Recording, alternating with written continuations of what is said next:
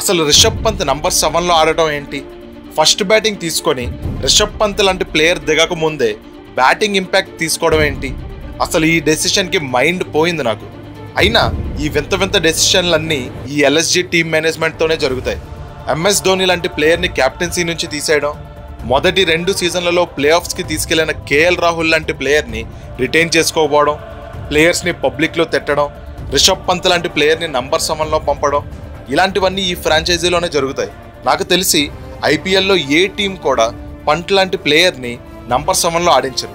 చూస్తుంటే they literally killed his confidence. ఫామ్లో లేనప్పుడు మేనేజ్మెంట్ బ్యాక్ చేయాలి కానీ ఇలాంటి క్లూలెస్ డెసిషన్స్ తీసుకోకూడదు. మీరు మ్యాచ్లో చూస్తే రిషబ్ పంత్ జహీర్ ఖాన్తో చాలా ఫ్రస్ట్రేటెడ్గా మాట్లాడుతూ కనిపించాడు. పోస్ట్ మ్యాచ్ ప్రెజెంటేషన్లో కూడా చాలా ఎమోషనల్గా ఉన్నాడు. Something is not right in LSG. ఎప్పుడు హాయిగా నవ్వుతూ ఉండే రిషబ్ పంత్ మ్యాచెస్లో కూడా చాలా ఫ్రస్ట్రేటెడ్గా ఉంటున్నాడు. అసలు మాకు తెలిసిన రిషబ్ పంత్ వరల్డ్ క్లాస్ బౌలర్స్ని కూడా లెక్క చేయకుండా చితక్ కొట్టేవాడు. కానీ ఇప్పుడు కాన్ఫిడెన్స్ పోయి నంబర్ 7లో హోప్లెస్గా ఆడుతున్నాడు. I'm 100% sure Rishabh Pant next year ఎల్ఎస్జీలో ఖచ్చితంగా ఉండడు. మీకు ఏమనిపిస్తుంది? కామెంట్ చేసి చెప్పండి.